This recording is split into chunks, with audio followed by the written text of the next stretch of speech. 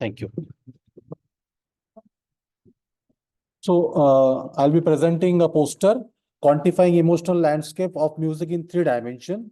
So we all listen to music, of course. So we need to investigate like what happens with respect to our reactions in terms of emotions when we listen to the music.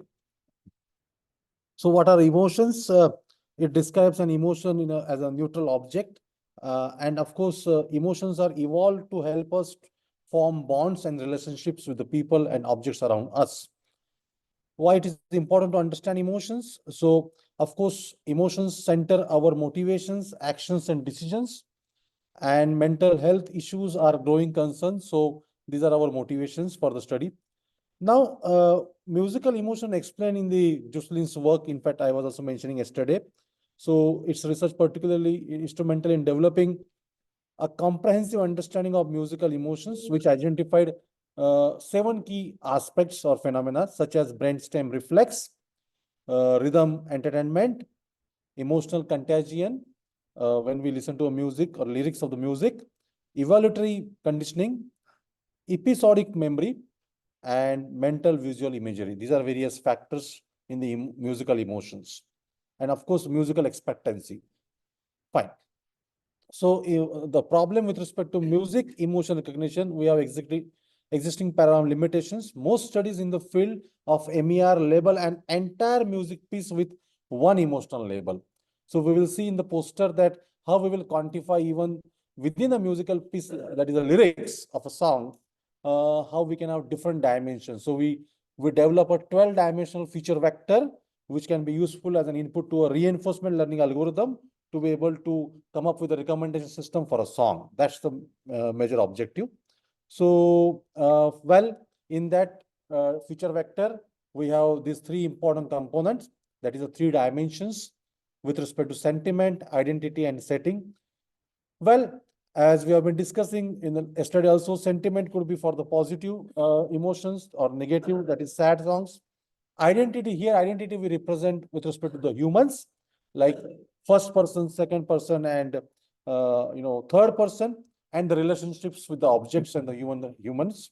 And the setting here, our intention is how the emotions will be evolved over a period of time, and also considering brain as an anticipatory machine. What is the meaning of that? We also use time as a past, future, and the past, present, and the future to be able to predict the emotions.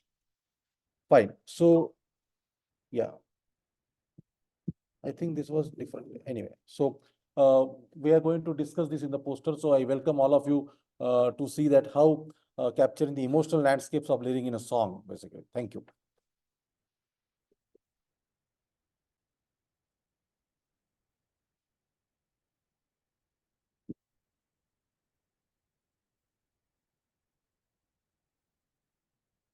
Good morning, everyone. I'm Rajesh, master student in IIT Mandi, and I'm going to present on a topic of interference reduction in music signals. So if we recall yesterday, like there were a performance in the inaugural session. So there were 3 people performing a song. Like if we recall that 2 people were singing and 1 person was playing a drums, right? So just imagine we want to record all these 3 sources individually. What we can do is we can have a microphone and we can record these sources individually. But since they are sitting very close and it is not acoustically shielded, the microphone intended to capture each source will end up captures other sources as well. So this phenomenon is called as bleeding effects or interference, or commonly called as music leakage. So we aim to reduce these effects. So why this is needed is like our primary objective is to do source separation for Indian classical music. To be more specific, for Carnatic music. So we have a data set called Saraga dataset, where that dataset suffers from serious bleeding. So to build some supervised model for that, we need clean data, clean sources to train them. So first step would be like cleaning those audios, like reducing those interference, and then building a supervised model on that. Ideally, like this interference reduction model themselves can be treated as a source separation model, but it is quite relatively simple than source separation because here we have lots of other information because we have all the audio recordings here. And the goal for interference reduction is like it should be class independent. So whatever the audio which we give to the neural network, it should reduce the interference. Uh, like so we have actually proposed two models. One is convolution autoencoder and one is TUNet. Like ideally, it accepts all the microphone inputs and learns an matrix which gives the strength of an bleeding of each recordings and then uses those information to reduce the interference. So we will see all those things in detail in poster session. Thank you.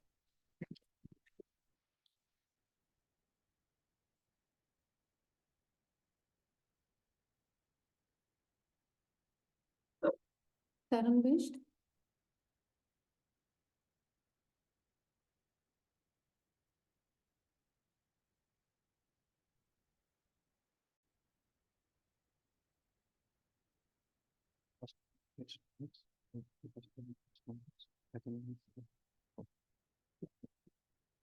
So, hello everyone. I'm Tarun and I will be presenting our ongoing work on direct speech-to-speech translation with voice interpolation. So, in conventional speech-to-speech translation, we have two-stage pipeline where we first convert source audio into text modality and then convert that text modality into speech again. So, in direct speech-to-speech translation, we want to integrate this two-stage pipeline into single pipeline where the source audio will be directly converted into a target translated audio. And this is the overview of our voice interpolation system encoder. So, here given a target speech, passing it to our voice interpolation encoder, we get two things. One is content of that speech, and another is the speaker distribution. So by sampling a random element from this speaker distribution, we can generate random voice characteristic of the speech. We can also pass some target speaker random voice into voice interpolation system, and we can get a target speaker distribution. And by sampling from that distribution and embedding it with our content, we can generate we can do voice conversion also. So for methodology, for direct speech to speech translation, we used a model proposed by Lee et al. We fine-tuned it for English to German translation, where we use discrete unit representation from Hubert model, and we use a sequence to sequence model to predict those discrete representations, and then using a vocoder we can generate a translated audio. So, this is the architecture of our voice interpolation system. Here we want the content embeddings to be similar to each other, and so for that we are using a contrastive training method, which is inspired by Grill et al. Paper. So currently, in this voice interpolation work is still in progress. We are using CREMD dataset, which contains around 7,000 clips of 91 actors. And currently, we are facing the mode collapsing issue, where previous implementation, using our previous implementation, where we used a triplet loss for contrastive learning, where the encoder is generating the same embedding for whole content. So the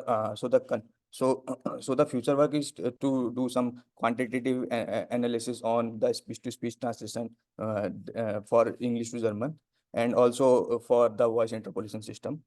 And the next goal is to then convert these two modules into a single module, where we are using direct speech-to-speech translation. We can also do voice interpolation. Thanks.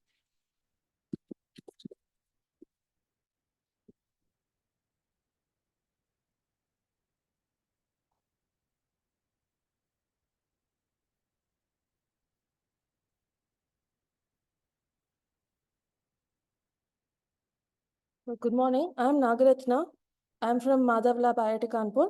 So the automatic speech recognition team here is working on building an annotation tool for speech. We all know that a high quality relevant data set is the base for any ASR model. The manual transcription process is usually time consuming, costly, and also labor intensive.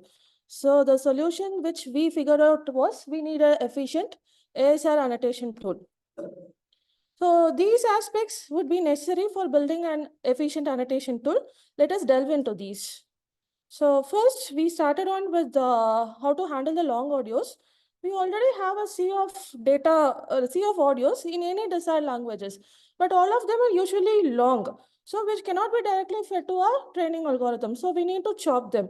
A hard chunking of an audio is not desirable because it will chop in the middle of any uttered words.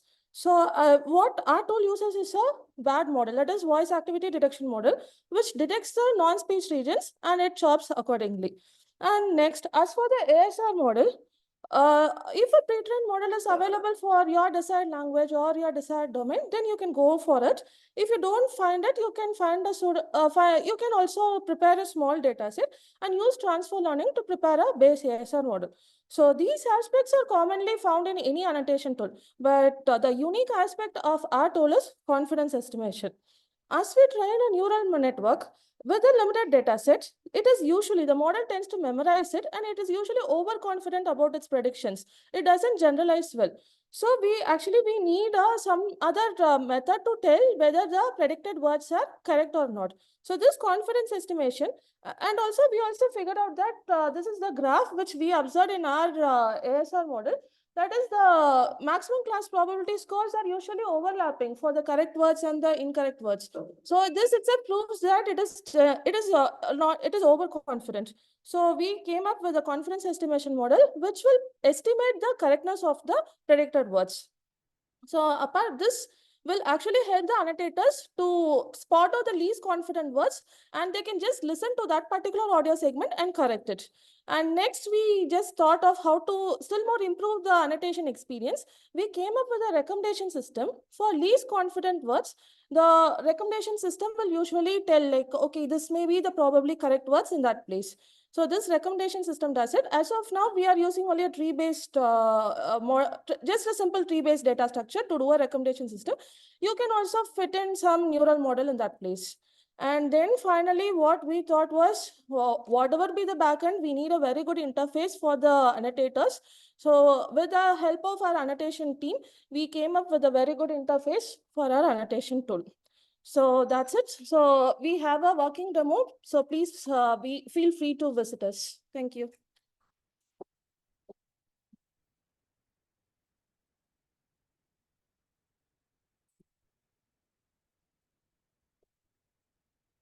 Good morning, everyone. The topic of today's poster session would be interactive singing melody estimation using active adaptation. So generally existing methods of supervised learning, what is the existing setting? Initially, what we used to do is we have the trained data and the test data from the same domain, right? So the model usually performs very well. But what happens if the trained data and the test data are from two different domains? That would mean the feature space would be different for both the train and the test domain data, right? But one point to note here is that the label space is same when we consider like classification problem. The label space in the in the source domain and the target domain are same.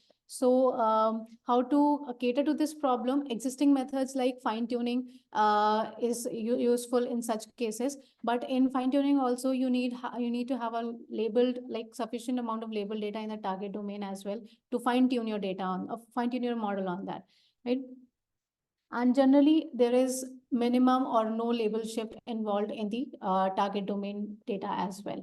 So, but the third case is when the trained data and the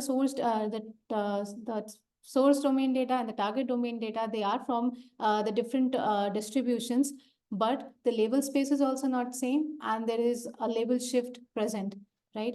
So how to cater to this problem? This type of setting is usually seen when we try to extract melody from the audios. If we consider ability estimation as a classification problem, that would mean we train our model on one data, source domain data. For example, in my case, it was MIR 1K data.